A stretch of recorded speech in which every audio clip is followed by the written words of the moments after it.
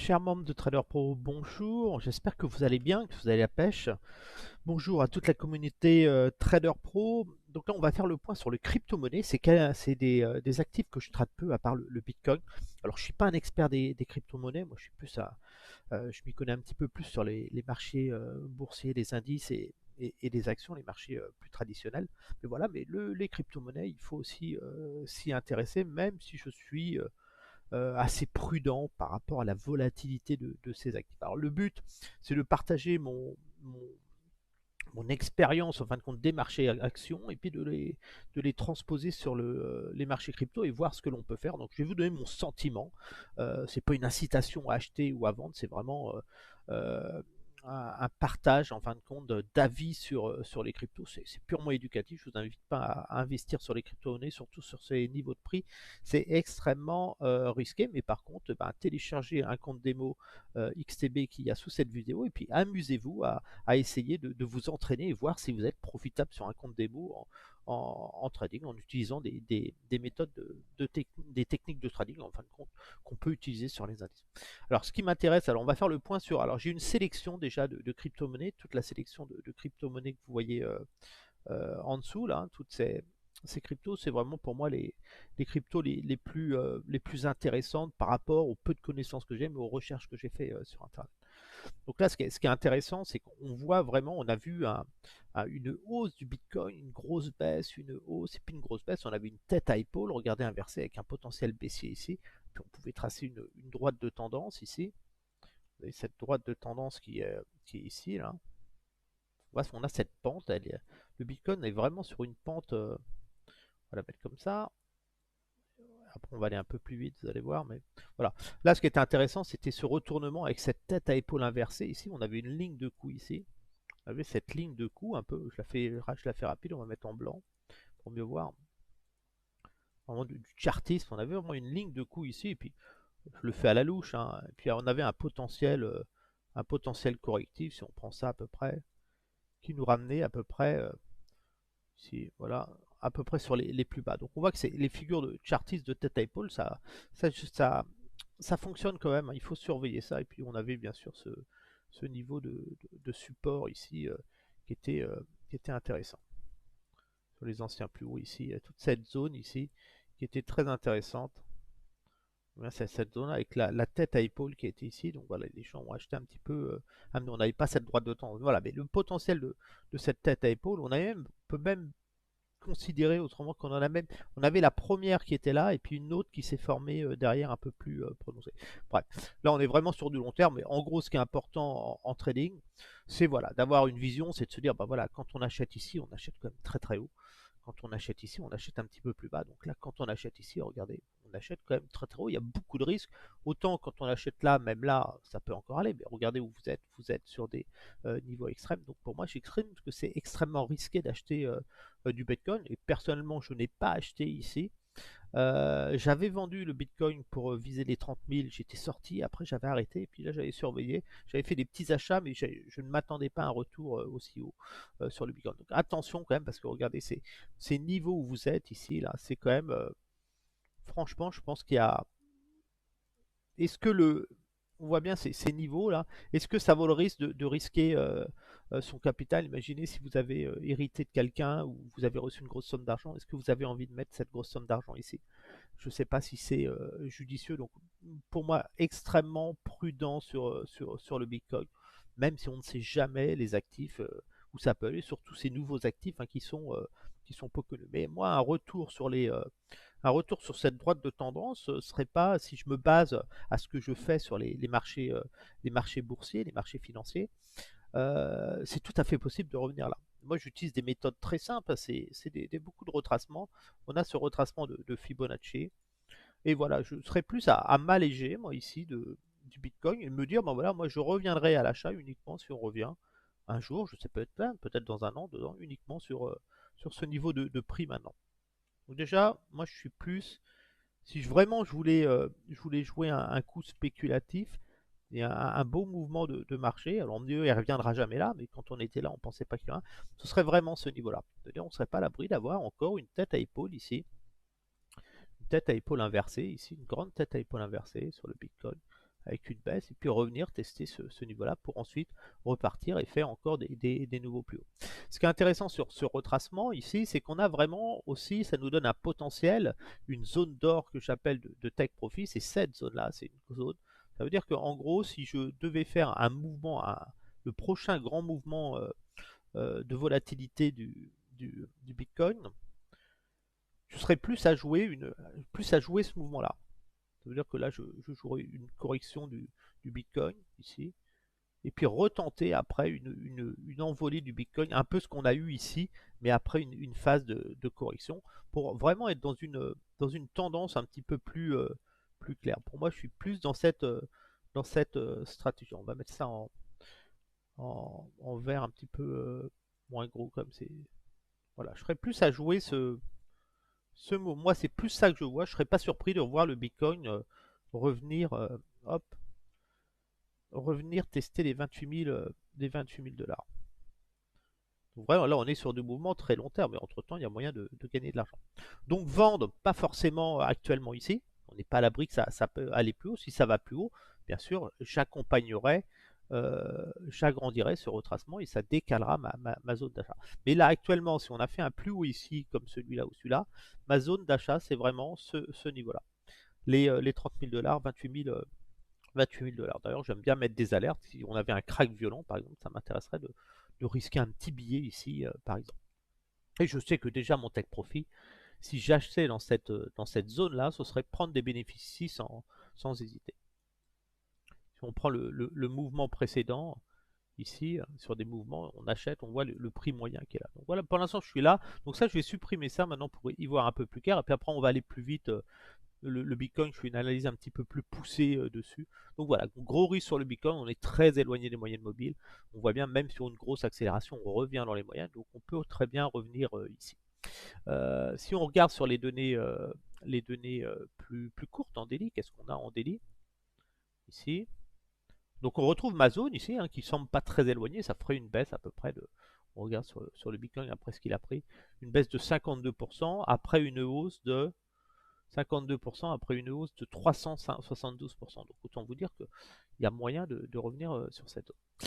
Ce qui m'intéresse aussi sur ce mouvement, on a eu une première impulsion, une deuxième, et là on est vraiment sur cette impulsion-là. Cette deuxième impulsion ici qui est extrêmement intéressante, ici, et qui marque une zone d'or. La zone d'or, c'est ce support-là. On voit qu'on est venu le tester. On est venu tester cela, et puis ça nous donne un potentiel haussier si vraiment on partait. Alors, on est vraiment dans une phase de consolidation sur le très court terme. Et si on prend le plus court terme ici, ce dernier mouvement ici, on voit qu'on a cassé cette zone d'or. Même si on revient dessus, on est quand même allé en dessous, donc c'est assez inquiétant. Donc là, on est vraiment dans une phase de range de consolidation avec un mouvement baissier ici qui me marque en fin de compte une zone de vente qui est assez intéressante. Ici, je vais supprimer ça. Une zone de vente qui est assez intéressante pour moi, voilà. Techniquement, je ne pense pas qu'on puisse casser cette zone-là avec les conditions de marché. On voit en plus que les marchés commencent à être un peu tendus. Donc là, j'ai vraiment une zone où j'aurais plus tendance à prendre si j'avais acheté ce niveau, ce support qui est une zone d'or, le bas de la zone d'or, hein, que je joue. J'aurais plus tendance à sécuriser des gains ici. On va remettre ici cette zone, on va mettre en rouge comme ça.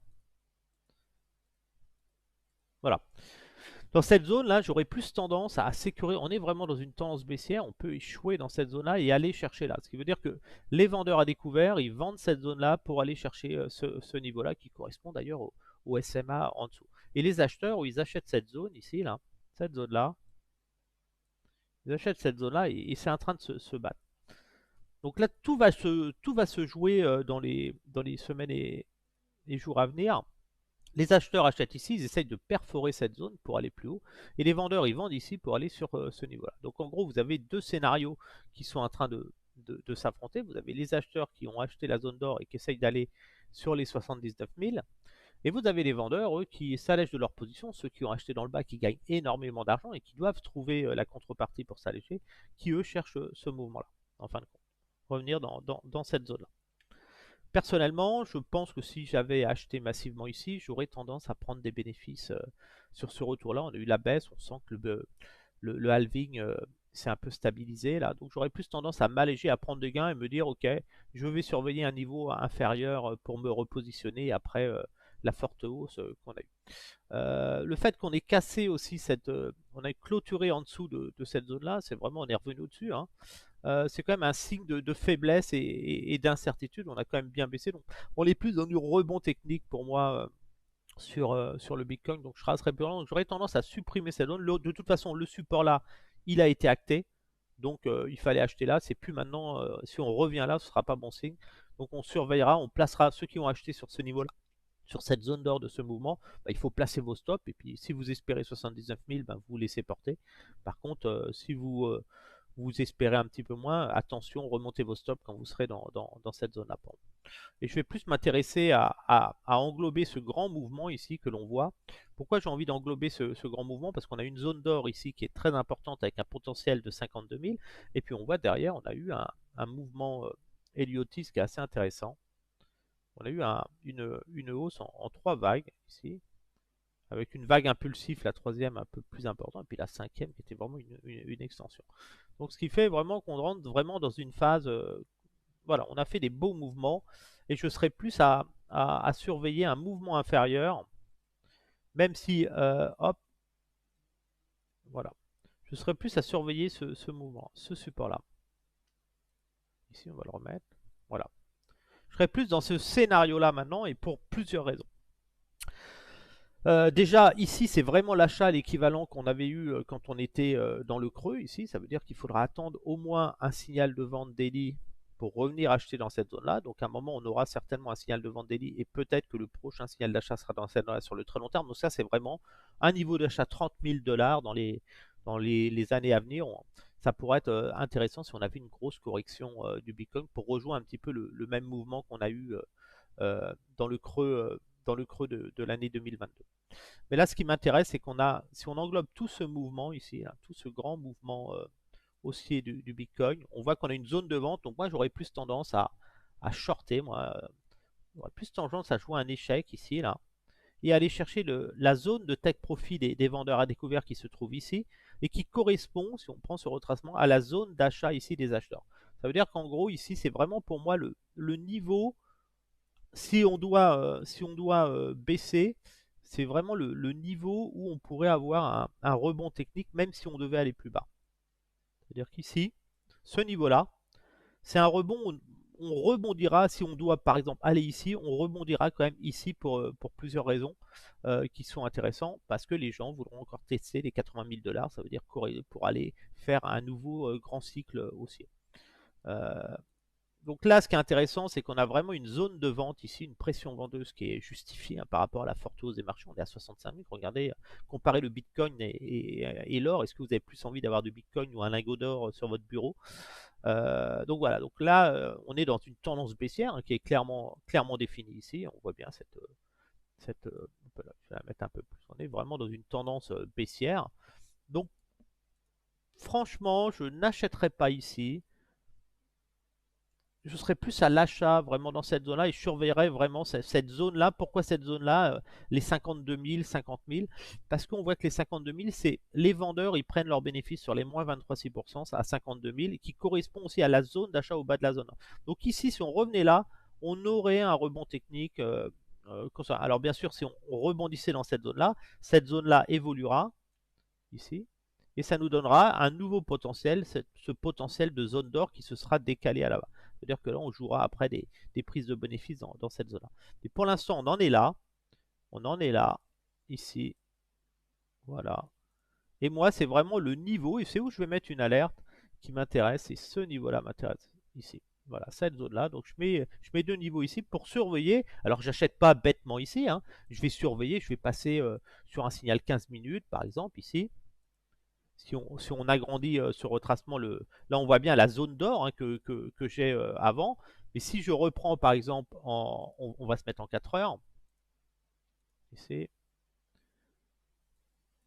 Voilà, ça c'est un support que je vais laisser. Mais si on reprend le dernier mouvement que l'on a eu, j'étais en daily avant. Si on reprend ce dernier mouvement, donc on prend les bougies rouges le plus haut, et on était ici le plus bas. Et ici, on avait bien sûr un support, la zone d'or. pour jouer à un support. Donc cette zone de vente, bien sûr, elle évolue avec le temps au fur et à mesure que l'indice fait des plus bas. Cette zone va évoluer et tant que vous restez sous ce niveau-là, les 65%, vous ne pouvez pas repérer. Il faudrait clôturer au-dessus de ce niveau des 65% pour vraiment inverser la pression vendeuse. Donc là, pour l'instant, tant que vous clôturez pas au-dessus de ça, bah, ces mouvements, c'est du rebond technique qui auront tendance à baisser vers ce niveau-là. Alors là, on voit j'ai retracé un petit retracement de ce mouvement-là. Ce mouvement et cette zone d'or ici, on voit, c'était le support. En fin de compte, le dernier support qui a généré le rebond. On le voit clairement ici, c'était les acheteurs étaient positionnés ici. Donc ça, on le sait depuis longtemps. Le jour où le Bitcoin a généré son plus haut là et qu'on a commencé à baisser, vous saviez que cette zone-là, c'était la zone d'or, le bas de la zone d'or qui était extrêmement intéressant. Donc quand vous regardez, quand vous avez une zone d'or identifiée, vous passez sur des tendances inférieures. Ici, vous voyez la zone d'or était ici là, et le but c'est de détecter un signal d'achat au niveau de cette zone d'or. Et là, on a bien vu, on a eu un signal baissier. Vous aviez un signal de vente, vous avez baissé comme ça. Et là, vous avez généré un signal d'achat 30 minutes. Donc techniquement, là, les acheteurs, ce qu'ils vont faire, c'est essayer de jouer le pullback technique en limitant le risque et en mettant un stop assez rapproché en fin de compte. Donc là, ils vont placer un retracement comme ça. Et eux, ils vont acheter le retour dans la... Ça veut dire qu'ils vont tenter ça. C'est le scénario pour moi le plus probable. Vous allez certainement avoir un pullback comme ça. Et ils vont tenter. Et là, à ce moment-là, vous allez vous retrouver dans la zone de vente. Regardez, dans cette zone de vente où là, vous risquez d'avoir un mouvement correctif impulsé et d'aller chercher ce niveau-là. Donc, je suis plus à jouer un mouvement ABC dessus. Je suis plus à jouer un mouvement de ce type. Je m'attends plus à ça sur le Bitcoin. Ici, on a eu la hausse. On aura certainement une correction sur ce côté. Et puis, une dernière poussée ici pour aller ensuite chercher le niveau inférieur ici qui générera le rebond que j'attendrai pour rejoindre la zone d'or qui se sera naturellement agrandie. Elle aura évolué avec le temps comme ça et sera certainement sur pour après shorter cette zone ici, cette nouvelle grande zone où on pourra shorter à nouveau le Bitcoin. Donc voilà, donc sur le long terme, moi je suis plus à anticiper des prises de bénéfices parce que le risque c'est de revenir sur ce support là. Et c'est un peu pareil sur toutes les crypto-monnaies, vous allez voir. Je suis plus à jouer sur le long terme, je suis persuadé qu'à un moment on va avoir une grosse baisse sur le Bitcoin et revenir ici. Là sur le court terme, c'est un rebond dans cette zone là et après tester ce niveau là, ça veut dire que je suis plus à travailler actuellement, si on zoome un petit peu, plus à faire ça. On a vu, on a le retracement ici, on va mettre le micro-retracement. Hein. Apprenez à décomposer le marché de ce type, c'est toujours les acheteurs, les vendeurs. Voilà. Là, on est plus dans ce mouvement. On a un micro-retracement ici. Donc là, vous avez un signal d'achat 30 minutes qu'on a eu tard, donc vous risquez d'avoir un pullback ici, une poussée ici, et là un échec dans cette zone d'or, donc ça va peut-être se battre un peu comme ça ici. Et après, vous allez chercher ce niveau-là, qui correspond au moins 23% de la zone de vente, pour ensuite aller chercher derrière, on va le remettre après, et au final pour aller ici, pour ensuite aller chercher donc la zone d'or, aura avancé par exemple ici, et donc vous aurez le nouveau potentiel haussier qui sera à peu près entre ici et là. Donc plus à jouer un scénario de ce type. Donc il faudra, on n'est pas devin sur le marché, il faut accompagner le marché. Donc actuellement on en est là. Je pense que le scénario le plus probable, hop, je vais se mettre ici, le scénario le plus probable pour moi, c'est de s'alléger des positions. Je vais laisser mes heures là. C'est de continuer à prendre des bénéfices, à vous alléger de position, surtout si vous avez acheté sous 20 000 $, de vous alléger ici. Là, les acheteurs très court terme, tentez un achat ici pour aller chercher les 66 000 au maximum et sortir des positions ou remonter vos stops. Parce qu'en plus, le gros risque que vous avez, c'est un échec ici pour revenir là. Après, retenter des achats ici pour jouer la nouvelle zone d'or de vente. Et voilà. Et vraiment, si vous cassez ça, vous irez ici. Et là, ce sera très intéressant de revenir sur le long terme. Mais je ne m'attends pas, de toute façon, on ne pourra pas aller plus haut sur le Bitcoin tant que vous n'aurez pas clôturé au-dessus des 67 600 points. Donc voilà, c'est un résumé rapide que je vous fais. On va regarder sur l'Ethereum ce que j'attends. Hop, là j'aime bien j'ai mes gros retracements. Donc moi, mes zones d'achat long terme, c'est toujours cela. Quand on a fait un plus haut, j'achète toujours sur ces niveaux-là. Donc ça, c'est vraiment ma zone d'achat long terme, les 2100 maintenant. C'est vraiment ce qui m'intéresse. Sur le court terme, on a un rebond. Regardez ici, on a un rebond sur le court terme. Un rebond. Donc le marché tente un achat ici pour aller chercher cette zone-là qu'il faut acheter pour aller chercher un niveau supérieur de 4500 $ ici. Mais pour arriver à ce niveau de 4500 $, on voit bien cette zone d'or, hein, ce mouvement mesuré ici, on est revenu dessus. Il va falloir franchir la zone des vendeurs qui, eux, s'allègent actuellement et qui est placée sur ce niveau-là. Voilà, la zone des vendeurs ici. On voit bien, on a, voilà. Là, on va zoomer un petit peu. On voit que les acheteurs sont ici, les vendeurs sont là. Donc, pour aller sur ce niveau-là, il faudra clôture au-dessus. Donc, ceux qui achètent ici proche de cette zone, une fois que vous rapprochez de cette zone, il faudra monter des stops pour sécuriser vos gains. Les vendeurs, eux, vendront plus principalement cette zone-là, ici. Ils vendront cette zone d'or ici, pour aller chercher un retour sur le plus grand retracement qu'on a ici, ce niveau-là, cette zone-là. Donc, sinon, on va le supprimer. C'est le gros support long terme maintenant, pour aller chercher ce niveau-là.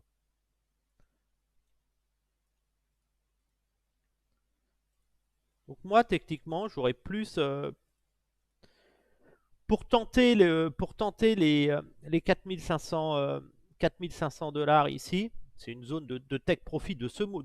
Les gens qui ont acheté cette correction, cette zone d'or ici, ils vont chercher, ils cherchent à espérer un prix de bénéfice à 4500 $. Mais il faudra passer cette zone-là. Les vendeurs, eux, ils attendent que le cours remonte dans cette zone-là pour aller chercher, eux, les 2500 $. Donc moi, je pense que par rapport à la forte hausse qu'on a eue sur les cryptos ces derniers temps, pour moi, c'est un rebond technique et on va plus tendance à avoir ce mouvement ici, un rebond ici et après un échec et revenir chercher cette zone qui va générer aussi un rebond, tout simplement parce que sur ce niveau-là, vous voyez, le chiffre rouge de 1500 points, les vendeurs de cette zone-là, ils prennent leurs bénéfices sur les 2500 $. Les acheteurs ici prennent leurs bénéfices sur les 4500 $. Donc voilà, donc la sortie par le bas ou par le haut de cette zone sera déterminante. Mais par rapport à l'impulsion qu'on a eue, on a une phase de consolidation, on espère ça. On voit les mèches ici, donc les retours ici, ça risque de nous propulser. Donc pour moi, le rebond, il fallait le jouer sur cette zone-là, ici. Il fallait le jouer et être dedans, dans le marché actuellement. Se laisser porter là et arriver à l'entrée de la zone d'or, remonter ses stops, s'alléger de sa position au maximum pour sécuriser le gain, pour, avec le restant de la position, essayer de viser les 4500 points. Mais s'il y a un échec, eh ben, d'avoir quand même pris des gains, que si vous êtes stoppé, eh ben, vous n'avez pas pris de perte. Et là, dans ce cas, vous surveillerez cette zone-là. Donc, achat là pour sécuriser ses gains à l'approche de cette zone-là, pour espérer les 4500 $. Et 4500 $, il faut bien sûr sortir son capital, récupérer ses gains. Et à l'inverse, ici, les shorts, c'est cette zone-là. Quand vous shortez, il faudra prendre ses gains sur les 2500 $ parce que vous aurez un rebond, c'est la zone des acheteurs. Ce qui est intéressant aussi sur ce mouvement, ici, on va y voir un peu plus clair avec la zone, on va la laisser. Mais on voit que sur ce mouvement ici de marché, le potentiel sur ce mouvement-là, le potentiel haussier des acheteurs était là et on voit on l'a largement dépassé. Donc c'est extrêmement risqué d'acheter à proximité de cette zone-là. On voit en plus on a des grosses zones de support, de résistance. Je veux dire. Donc voilà. Donc j'aurais plus tendance à dire les retardataires, la meilleure zone d'achat pour moi à moyen terme, c'est ce niveau-là pour jouer un rebond. La meilleure zone long terme, c'est ce niveau-là pour jouer vraiment à plus long terme. Ce niveau de prix, pour moi, le niveau de prix, voilà, 4000, 4700, ceux qui font vraiment du long terme, j'attendrai vraiment une belle correction sur Ethereum. Donc un mouvement correctif traditionnel, on va monter, on va faire ça. Et ici, soit un rebond ici, là, qui serait idéal pour aller chercher ce niveau-là derrière. Mais je serai très attentif à cette zone de vente et je pense qu'on a un rebond et qu'on aura derrière un retour sur ce niveau-là. Voilà, je referai des points sur les cryptos. Je vais m'y intéresser pour vous en faire profiter. Parce que voilà, mais sachez qu'on n'achète jamais à proximité d'une zone d'or, on achète toujours sur des zones d'or d'achat après des mouvements correctifs. Donc on va surveiller ça et si je détecte des opportunités, je les partagerai avec vous naturellement. Et puis vous voyez, on a plein d'autres cryptos, mais pour l'instant, j'ai pas détecté de choses intéressantes. Peut-être sur le Solana, pour ceux qui sont intéressés sur le Solana, on va le faire vite fait. Solana, maintenant qu'on a marqué un plus haut, on a vraiment ce niveau, hein, c'est vraiment le niveau, le niveau support le plus intéressant à acheter en cas de forte correction. Si vous cassez en dessous ça, vous allez revenir rapidement sur les 70. Voilà. Là, ça nous donne quand même un potentiel. Voilà, c'est un mouvement. Si je jouais le long terme sur le Solana, je serais plus à acheter à proximité de là pour viser les 256 maintenant. J'achèterais plus là. Sur le moyen terme, ce que je ferais, je suis dans ce mouvement ici. On a eu ce premier mouvement et on voit que sur ce mouvement enveloppé, la zone d'or est pareil sur le support. Donc c'est vraiment la grosse zone ici à ne plus casser. Et ici sur le moyen terme, on voit qu'on a ce support acheteur ici qui est extrêmement intéressant et qui a été travaillé par les acheteurs à court terme sur un signal d'achat 30 minutes. On voit voilà, ce niveau, c'est normal, on a ce niveau-là, on voit ces mèches, il a été acheté. Et ceux qui achètent cette zone, mais même toute cette zone d'or, hein, toute cette zone ici, là, cette zone qui est achetée, c'est pour aller chercher le niveau supérieur ici. Ils ont espoir d'aller chercher des take profits dans ce niveau supérieur. Ils sont en train de jouer une poussée. Donc pour l'instant, ce scénario est toujours crédible tant que l'on n'a pas cassé les 65%. Si on casse ce niveau-là, on ira revenir tester ce niveau. Et pour l'instant, les investisseurs cherchent une poussée sur ce niveau-là. Sauf que sur le court terme, on va supprimer ça pour y voir plus clair. Sur le court terme, il y a quelque chose d'assez pénalisant. C'est bien sûr cette zone de vente ici que vous avez. Vous avez ici une grosse zone de vente des shorters. La zone la plus forte est bien sûr sur ce niveau-là. Sur ce niveau, c'est là que vous avez une grosse résistance de vendeurs. Alors c'est une résistance de vendeurs, mais aussi de personnes qui prennent des bénéfices. Ça veut dire que des acheteurs qui ont acheté là, ils vont s'alléger. On va même la mettre là, dans toute cette zone, entre 152 et 167. Donc dans cette zone-là, ceux qui ont acheté ce support, en gros, ce qui va se passer, c'est que là, vous avez on a une forte baisse. Donc là, c'est de l'achat d'opportunité sur une zone d'or suite au retracement de ce mouvement. Donc là, ça risque de monter, ça va essayer de s'accrocher. Et quand vous allez arriver ici, ben, ceux qui ont acheté ici là, vont commencer à prendre des bénéfices.